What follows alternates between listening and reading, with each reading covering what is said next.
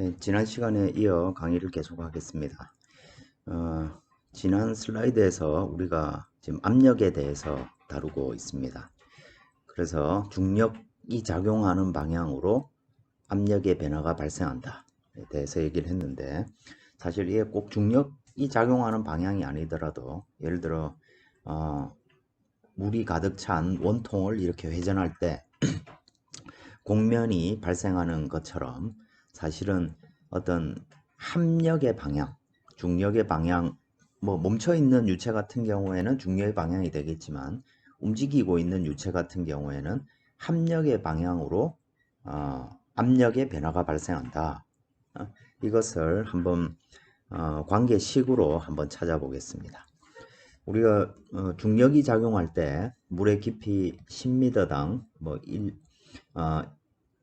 1기압씩 이렇게 증가한다는 걸 밝힐 때 했던 것처럼, 이 그림에 있듯이 이런 사각형 요소가 이렇게 있을 때 이 요소에 대해서 우리가 작용하는 힘을 한번 생각해 보겠습니다. 그랬을 때 먼저 물론 각 방향으로 모든 힘이 작용할 텐데, 먼저 Z 방향만 이렇게 생각을 해보면 아주 미소한 부피 dx, dy, dz로 표현됩니다. 여기에 밀도랑 중력을 곱하게 되면 질량 곱하기 중력, 가속도, 그러니까 결국에는 중력, 무게가 되겠죠. 그 무게가 아랫방향으로 작용하고 있을 것이고, 만약 Z 방향으로 이 P점 XYZ에 있는 여기에 압력 P가 작용한다고 했을 경우에 아랫면 2분의 dZ만큼 떨어져 있는 아랫면에 작용하는 압력은 P 마이너스 라운드 P 라운드 Z, 즉 압력의 9배가 되겠죠. Z방향 곱하기 2분의 dZ 하면 델타 P를 얻을 수 있을 것입니다. 이거 곱하기 힘을 구해야 되니까 면적을 곱해야겠죠. dx, dy. 마찬가지로 위쪽에 이런 형태로 표현이 될 겁니다. 그래서 우리가 힘의 합은 질량 곱하기 가속도다는 걸 이용해서 작은 요소에 작용하는 델타 F는 델타 M 곱하기 가속도가 될 겁니다. 그래서 Z 방향으로 작용하는 힘을 구해보면 아랫면에 작용하는 힘, 그리고 윗면에 작용하는 힘. 그 윗면에는 마이너스 방향이 되겠죠. 마이너스 Z 방향이니까. 그래서 이 둘의 합을 구해보면 마이너스 라운드 P 라운드 Z에다가 볼륨이 곱해진 형태가 될 겁니다. 그리고 이 힘은 Z 방향 뿐만 아니고 X 방향 힘, Y 방향 힘, Z 방향 힘 모두 다 표현이 될 겁니다. 그래서 벡터로 표현을 해보면 최종적으로 남는 것은 Z에서 얻은 것처럼 라운드 P 라운드 Z, 라운드 X, 라운드 Y, 라운드 Z로 표현되는 9배의 벡터가 될 겁니다. 그래서 결과적으로 이 식 전체를 하나로 표현할 때 우리가 그레디언트라는 개념을 쓰죠. 그죠? 그래서 델타 P는 그레디언트 오브 프레셔가 될 겁니다.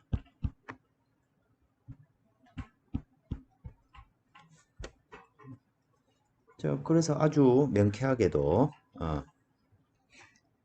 이 질량 요소에 작용하는 힘은 그레디언트 곱하기 부피와 같은 형태로 표현될 수가 있습니다. 그래서 이 식을 중력 방향으로, 즉 Z 방향으로 작용하는 중력에 의한 힘 mg가 되겠죠. 그죠? 그래서 mg는 이와 같이 표현이 될 겁니다. 그래서 이 전체를 합쳐서 총 이 바디에 작용하는 힘하고 서피스에 작용하는 힘 두 개를 합친 총 힘은 이 식과 같이 표현될 수 있고, 이것이 가속도 벡터와 균형을 이루게 될 겁니다. 그래서 볼륨을 양변으로 나누면 최종적으로 얻는 식은 마이너스 그레디언트 P 플러스 로g, 그리고 중력 가속도는 K 방향인데 마이너스가 되겠죠. 그래서 로 A 벡터 이와 같이 표현이 될 겁니다.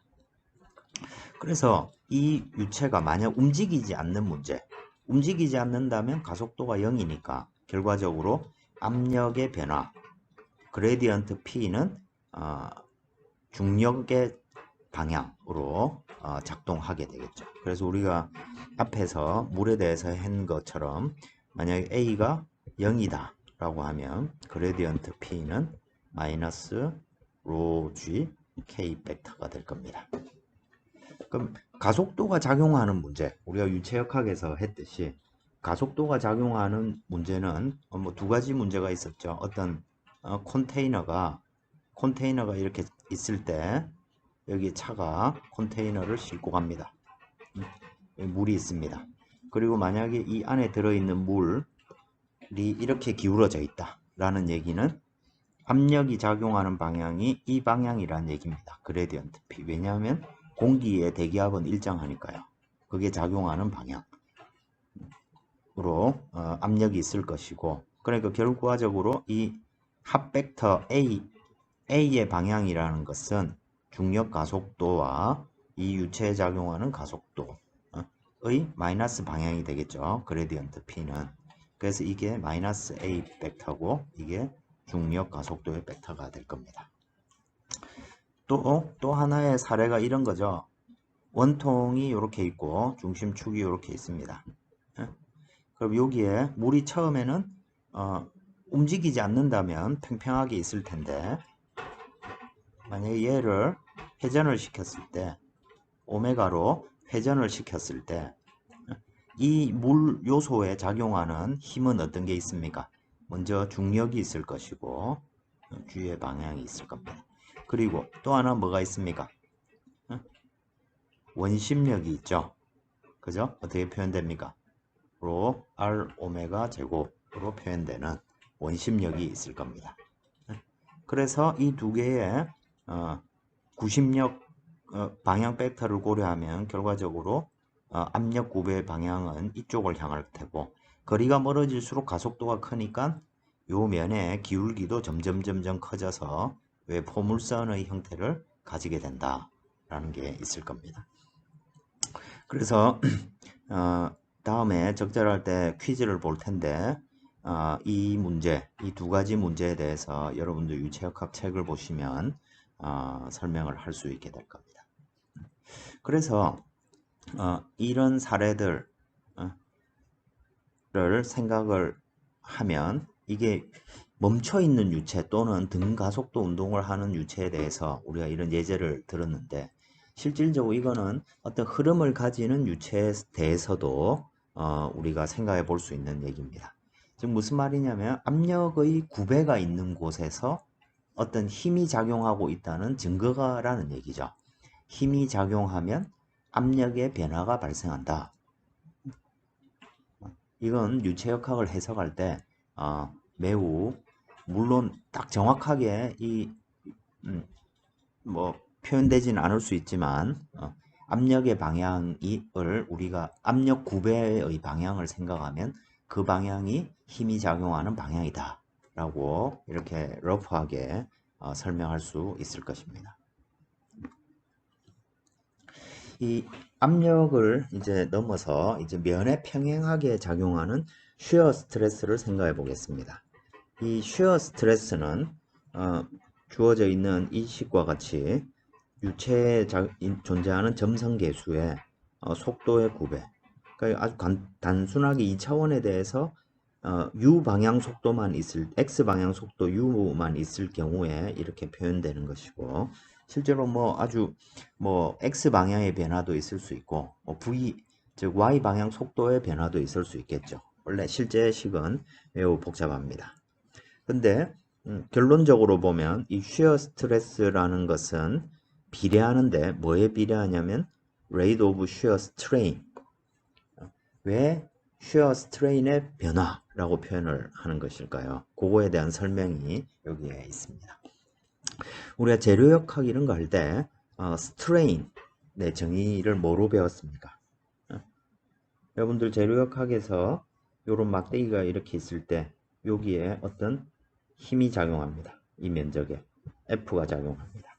그러면 여기에 변화가 있겠죠. 탄성체라고 하면 그 변화량이 델타라고 쳐보겠습니다. 압축을 하니까 델타만큼 줄겠죠. 그럼 이 힘이 크게 주어지면 당연히 변화량도 커지겠죠. 근데 이 둘을 연결하는 관계식이 뭐였습니까? 시그마는 캐피탈 E, 영스 모듈러스죠. 그 다음에 스트레인입니다. 그래서 스트레스는 스트레인에 비례한다. 얘기입니다. 그럼 이 스트레스라는 것은 여기 힘이 작용하는 곳 A의 면적 A분의 F일 테고 이놈을 캐피탈 E가 있고 즉 이는 비례상수입니다. 그리고 이 입실론이 뭡니까? 이 입실론이 스트레인인데 이거는 전체 길이가 L이라고 했을 때 전체 길이에 대해서 변화량과 같이 식이 표현될 겁니다.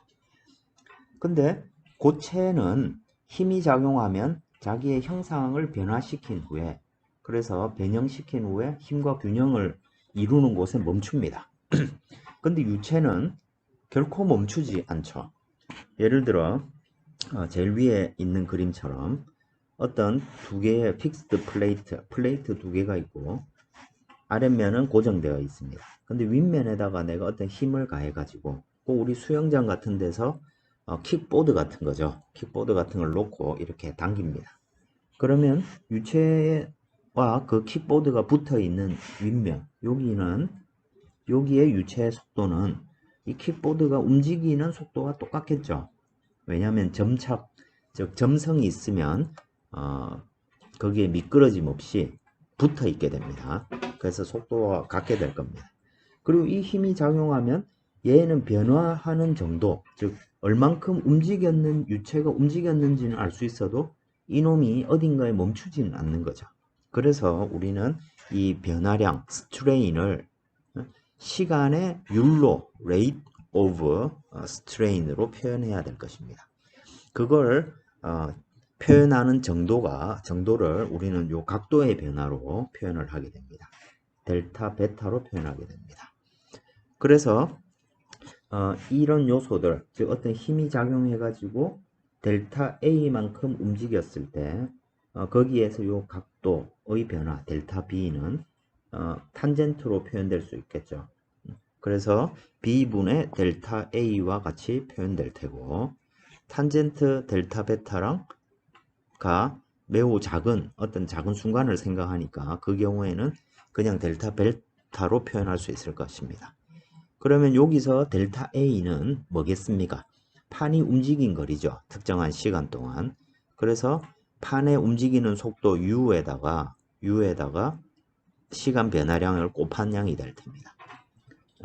그래서 우리가 이 변화량, 각도의 변화량을 감마 다트로 표현합니다. 이게 rate of shear strain이 되겠죠. 변형율이 되는 겁니다. 그럼 이 정의에 따라서 시간으로 미분한 양이니까 델타 베타, 델타 t가 d 베타 dt가 될 겁니다. 그래서 여기 보면 b분의 u가 될 것입니다. 그래서 이게 등속 운동이라고 하면 b분의 u인데 실제 유체는 각 지점마다 속도가 다 다를 겁니다. 그래서 이런 의미를 가지는 양이 뭐냐면 결국 du, dy와 같이 될 겁니다. 그래서 힘이 여기에서 보다시피 큰 힘이 작용하면 델타 A가 커지겠죠. 그래서 속도의 변화량도 커질 겁니다. 그만큼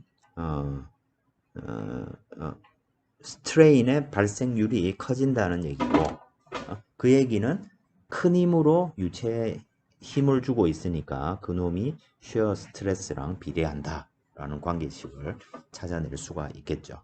좀 더 엄밀한 얘기는 다음에 하도록 하고 이와 같이 요 식은 우리가 물체 표면에서 작용하는 마찰력 이런 걸 이해할 때 중요합니다. 실제로 만약에 여기에 주어져 있는 이 솔리드 바디 요거 같은 경우에 어느 부위에 해당되겠습니까? 날개 앞부분 같은 곳입니다. 그러면 유동이 여기서부터 이렇게 쭉 들어와 가지고 물체의 영향으로 인해서 이렇게 휘어서 물체 표면을 따라 움직이겠죠. 그러면 어느 특정한 지점을 쭉 이렇게 잘라가지고 각각의 속도를 이렇게 측정을 해보면 이 물체 표면에선 속도가 0입니다. 만약 물체가 멈춰 있다면. 근데 점점 밖으로 갈수록 속도가 커지겠죠. 이렇게. 이 얘기는 무슨 말입니까? 이 기울기가 서로 각 지점마다 다 다르다는 얘기입니다. 그래서 가장 이런 속도 분포에서 가장 속도의 변화량이 큰 곳은 물체 표면일 겁니다. 결과적으로 우리는 이 지점에서 속도를 안다면 물체 유동의 유체 흐름의 속도 분포를 안다면 우린 그로부터 속도의 9배를 알 수 있고 속도 9배를 알면 쉬어 스트레스를 구할 수 있게 된다는 얘기입니다. 그래서 우리가 이걸 실험을 한다든지 아니면 CFD 전산유체역학 같은 걸 이용해 컴퓨터로 풀어가지고 이 속도 분포를 계산한 후에 여기에다가 점성계수를 곱해주면 쉬어 스트레스를 얻을 수 있다는 얘기죠. 그래서 우리가 이 물체 주변의 압력의 분포, 압력과 쉬어 스트레스를 안다는 것은 어떤 물체가 있을 때 이 물체 표면에 평행한 방향의 스트레스와 수직한 방향의 스트레스를 안다는 얘기입니다. 이 두 개의 합벡터만큼 물체에 작용하는 힘이 되겠죠. 이런 걸 이용해서 우리가 구한다는 얘기고, 요걸 이제 또 다른 슬라이드로 이렇게 표현한 얘기입니다. 앞에서 얻은 거와 마찬가지가 되겠죠, 그죠? 그리고 뭐 이 시계를 이렇게 살펴보다시피 이 두 물체 사이의 간격이 가까울수록 더 많은 스트레스가 필요해진다는 얘기에 해당될 겁니다. 뭐 경험적으로도 알 수 있겠죠, 그죠?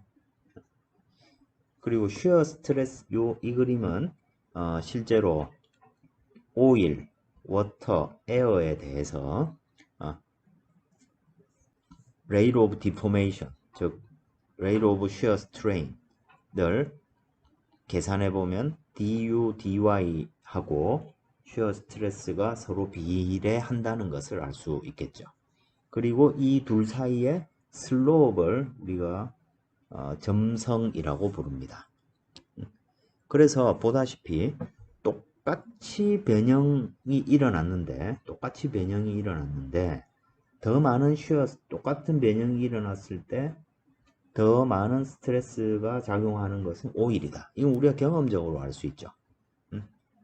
예를 들어 끈적끈적한 물엿이나 오일 같은 데에다가 내가 손을 넣고 이렇게 움직이는 게 쉬울까요? 공기 중에서 손을 휘젓는 게 쉬울까요? 당연히 공기 중에서 힘이 덜 들 겁니다. 그 얘기는 기울기의 변화, 똑같은 기울기의 변화가 있을 때, 속도의 변화가 있을 때 더 많은 힘, 즉 어떤 그 말은 거꾸로 유체의 운동을 만드는데 더 많은 힘이 드는 경우가 이 오일이나 워터 같은 경우란 얘기죠. 공기에 비해서. 자, 그런 것을 이렇게 나타내고 우리가 이 점성계수를 조금 더 엄밀하게 표현하면 다이나믹 비스커시티, 동점성 계수라고 부릅니다. 그리고 요거의 단위는 알다시피 킬로그램 퍼 미터 세컨드로 표현되고, 그리고 키네마틱 비스커시티, 이걸 누라고 표현하는데 이건 밀도로 나눈 놈입니다. 예를 들어 끊임없이 밀도가 바뀌는 공기 같은 경우에는 이걸 굳이 나눌 필요 없이 그냥 뮤로 표현하는 게 훨씬 유리할 수 있습니다. 그런데 뭐 오일이나 물이나 이런 것들은 밀도가 일정하니까 그냥 아예 처음부터 밀도로 나눈 양을 많이 쓰게 됩니다. 그래서 이제 비압 축성 유동을 다루는 경우에 누를 이렇게 많이 쓰게 되죠. 이게 기본적인 쉬어 스트레스의 특징입니다. 또 우리가 유체역학을 이해할 때 많이 사용되는 개념이 플로우 시밀러리티입니다. 이 플로우 시밀러리티는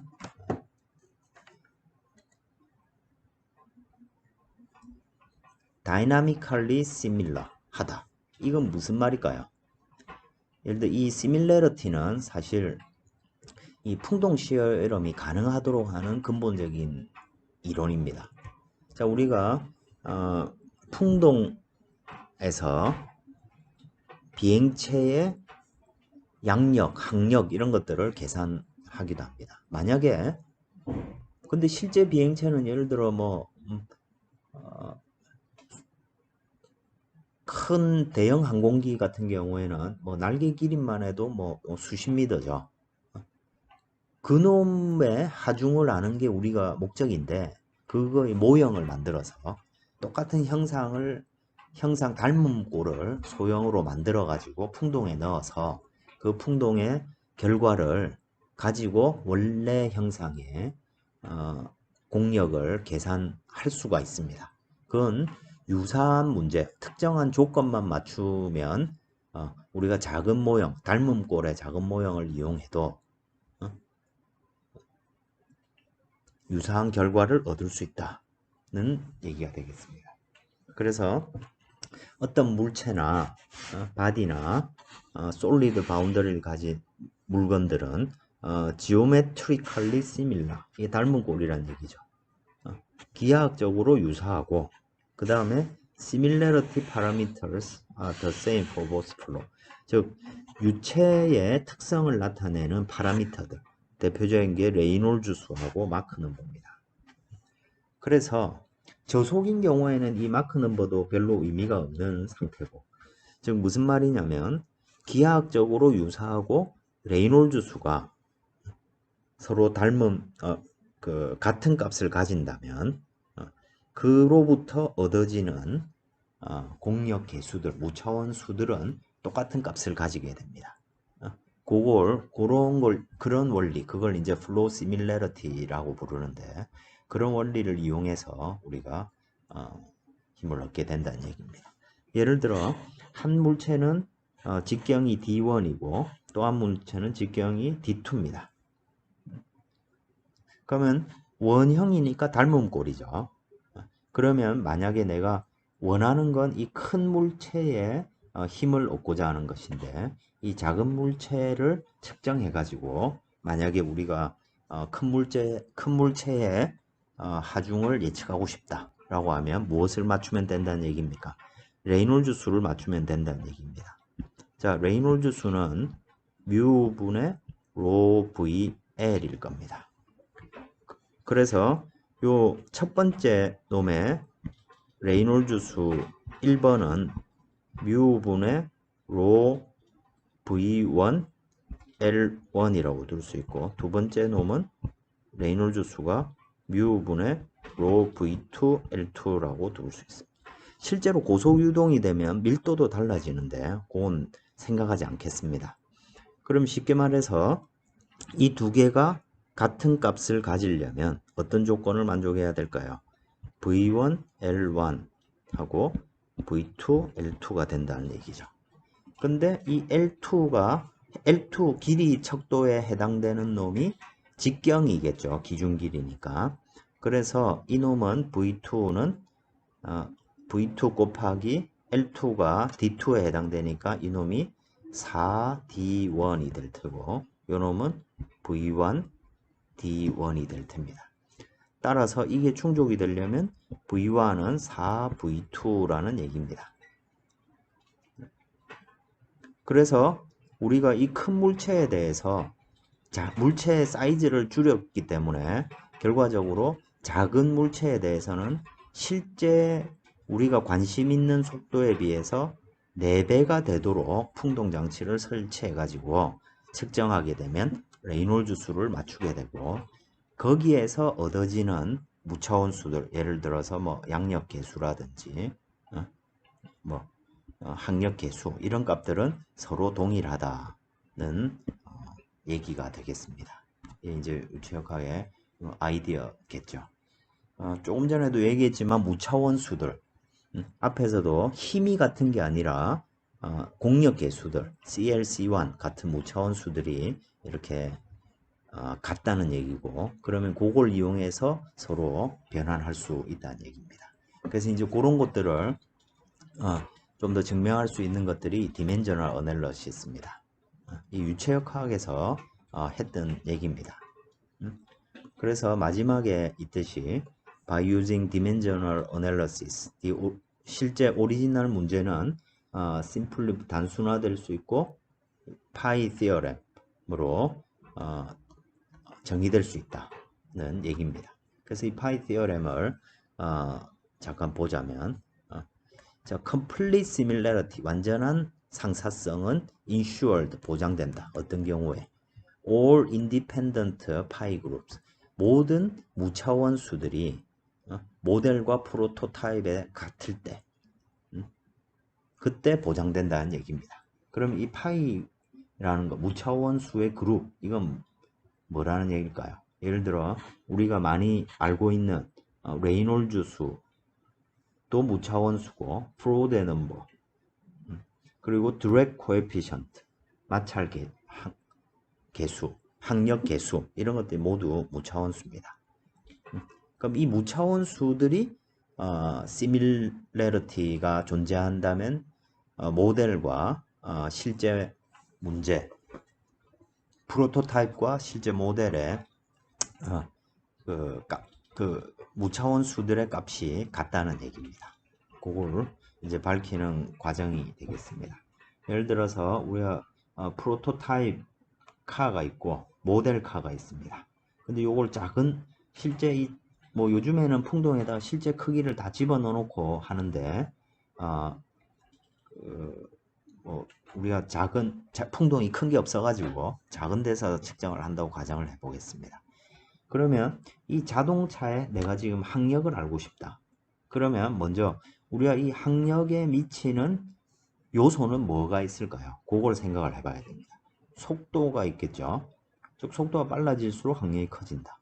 밀도가 커질수록 항력도 커질 테고 점성도 마찰과 영향이 있으니까 길이가 당연히 사이즈가 커지면 힘이 커질 겁니다. 그러면 자, 여기에서 우리가 물론 이거 외에도 다른 요인들도 있겠죠. 뭐 유동의 흐름이 달라지면 또 뭐 달라질 테고 뭐 온도도 영향을 줄 수도 있고, 근데 좀 그렇게 되면 점점 개수가 많아지겠죠. 고려해야 될 변수가. 그러면 이 5개의 변수 수가 총 5개입니다.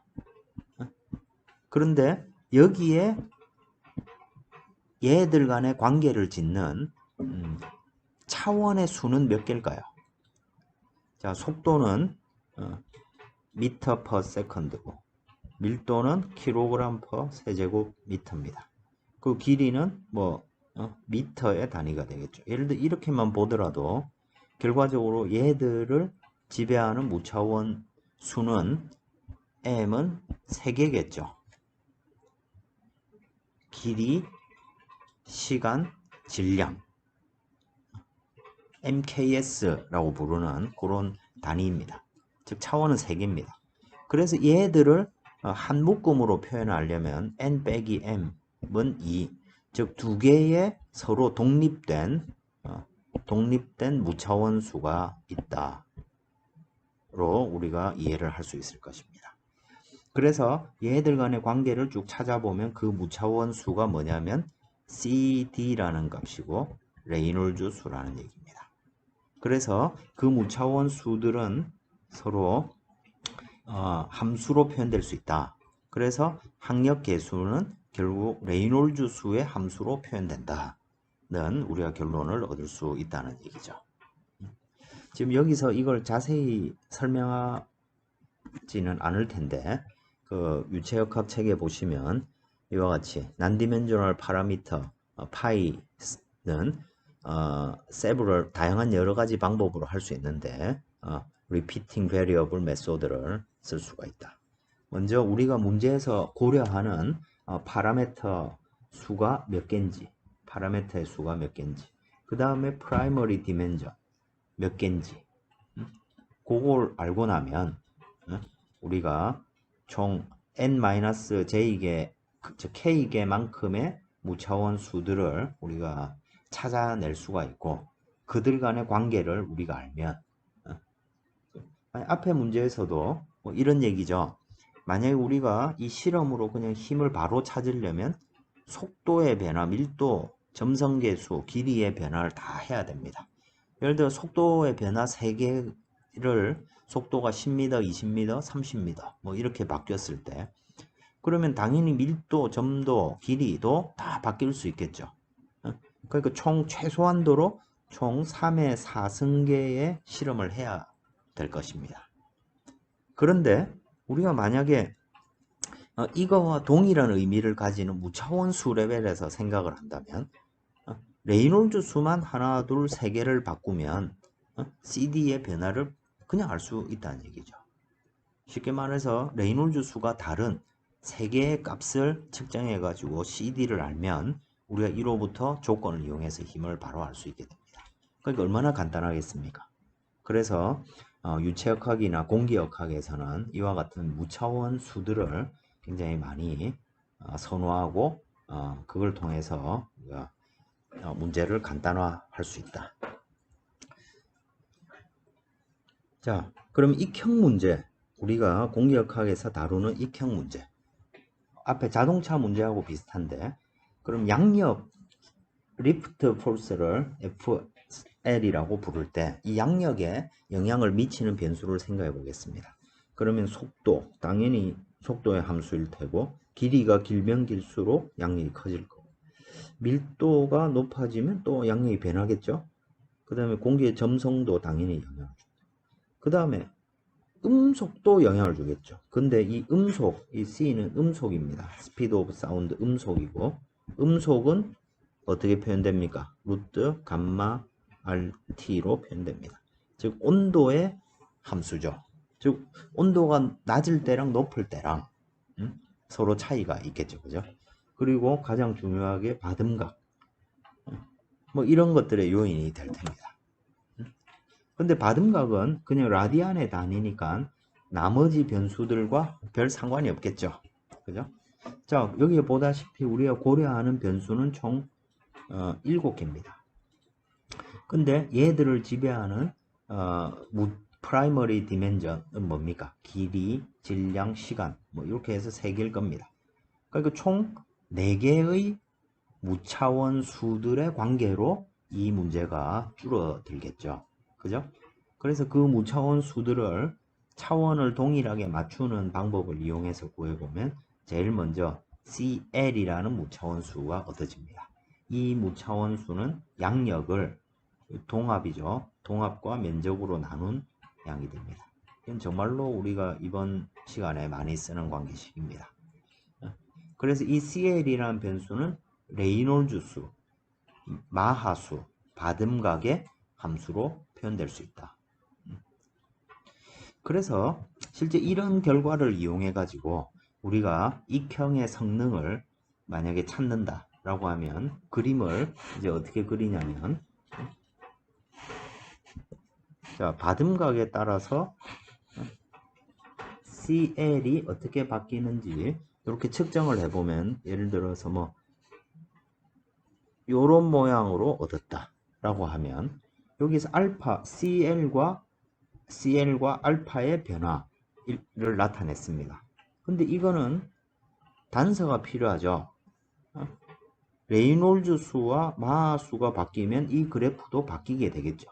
그래서 우리가 그림을 이렇게 그렸을 때 예를 들어 이런 얘기죠. 마하 수가 뭐 0.6이다 라고 했을 때 그러면 마하수가 만약 고정이 된다면 레이놀즈 수가 어떻게 바뀌는지가 중요하겠죠. 그러면 레이놀즈 수가 바뀌면 뭐 그래프가 뭐 이런 식으로 바뀌더라. 그래서 이건 레이놀즈 수가 뭐 100만이고 밀리언이고 이건 2 밀리언이고 뭐 3 밀리언이다. 이렇게 표현하면 이게 완벽한 하나의 세트가 되겠죠. 만약에 단일한 레이놀즈 수가 없는 단일한 문제라고 하면 여기에다가 레이놀즈 수를 기재해 주면 되겠죠.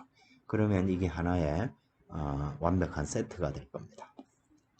근데 실제로 보면 여기에 이렇게도 생각해 볼 수 있겠죠. 요 표면이 거칠다. 표면이 거칠어졌다. 그러면 당연히 양력도 달라지겠죠.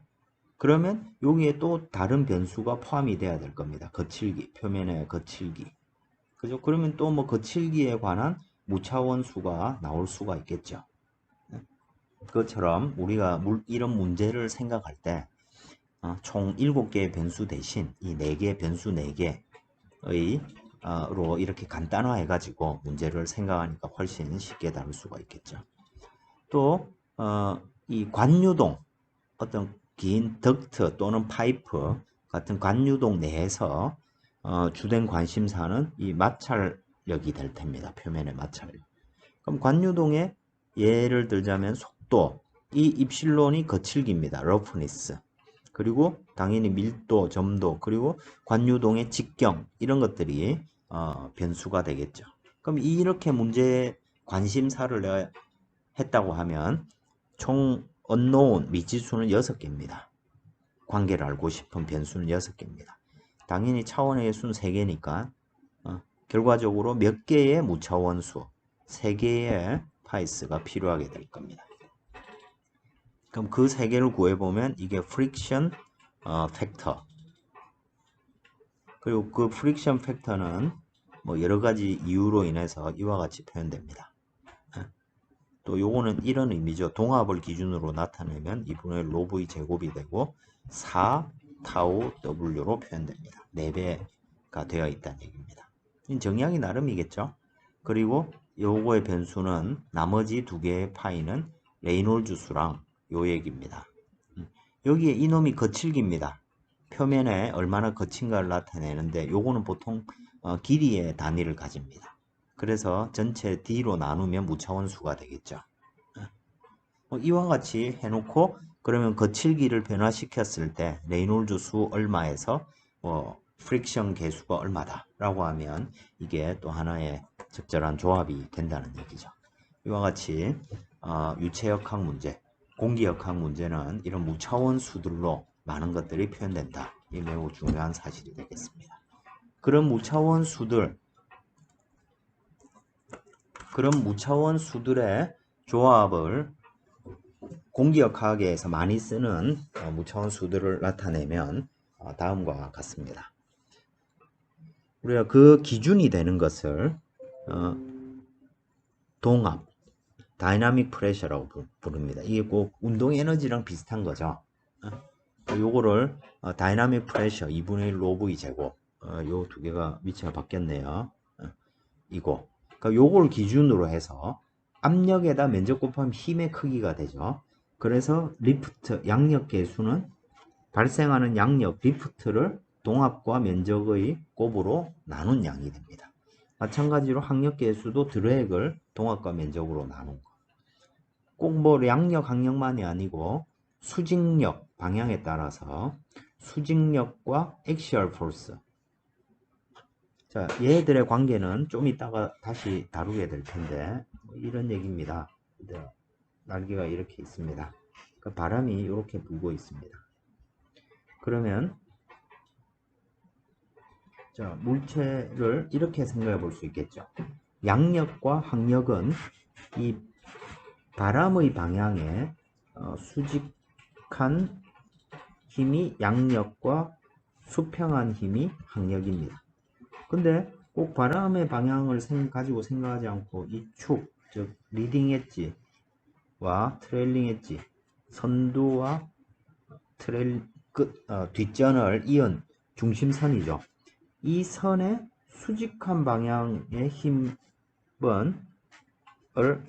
노멀 포스라고 부르고, 자, 이 축을 기준으로 이 축 방향의 힘을 액시얼 포스라고 우리가 정의해도 그 함량만 똑같으면 되겠죠.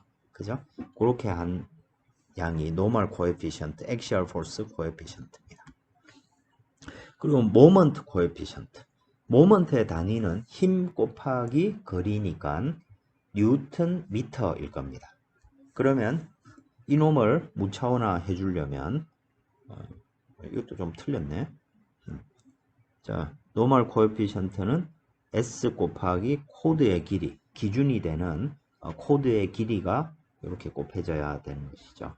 QSC로 표현될 겁니다. 그런데 요 면적이라는 것은 내가 정의하기 나름입니다. 무차원화 할 때의 기준이 되는 것이죠. 통상적으로 항공기 같으면 날개에 제일 힘을 많이 발생하는 곳이니까 그놈의 날개 플랫폼 에리어, 단면적이고, 기준이 되는 길이는 코드 길이, 즉, 요 단면의 요 길이, 평균적인 값들이 되겠죠. 이렇게 정의를 하게 됩니다. 그리고 이 매우 중요한 정의, 압력 계수입니다. pressure coefficient. 압력 계수는, 자, 여기에 주어져 있듯이 압력 자체를 동압으로 나눈 놈이 되겠습니다. P-P 인피니티가 무엇입니까? 이게 게이지 프레셔죠. 대기압에 대해서 압력이 얼마나 높은지, 차이가 얼마나 나는지. 그래서 이 압력 계수는 양수일 수도 있고 음수일 수도 있는 것이죠. 그걸 동압을 기준으로 무차원화한 놈을 프레셔 코에피션트라고 합니다. 그래서 이 CP라고 표현을 하는데, 이 CP 때문에 제가 질문을 수업하다가 CP가 뭐니? 라고 물으면 뭐라고 하냐면 정적 비열이라고 합니다. 거기에서도 CP라고 쓰기도 하고 CV로 쓰기도 하죠. 그죠? 근데 이건 그냥 단순히 기호일 뿐이고, 여기에서 의미는 프레셔 코에피션트가 되겠습니다. P-P 인피니티를, 즉 게이지 프레셔를 동압으로 나눈 양이다. 드랙 코에피션트와 약간 다르게 스킨 프릭션 코에피션트는 슈어 스트레스입니다. 슈어 스트레스니까 이놈도 단위 면적당 힘입니다. 그래서 동압으로 무차원화할 수 있고, 그걸 우리는 프릭션 코에피션트라고 부릅니다. 그리고 이제 2차원 문제에서는 면적이 존재하지 않으니까 이 면적을 통상적으로 두께가 1이다.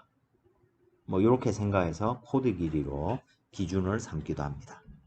그러니까 뭐 또 이 단면적, 이런 원과 같은 이런 곳 같은 경우는 기준 길이를 당연히 우리가 대표적으로 누구나 인정할 수 있는 길이 D, 다이아미터로 잡을 수 있겠죠. 그죠? 그래서 통상적으로 해당하는 분야에서 많이 쓰이는 무차원수로 나누어서 생각을 하면 되겠습니다. 여기서부터 다음 동영상에서 이어서 하도록 하겠습니다.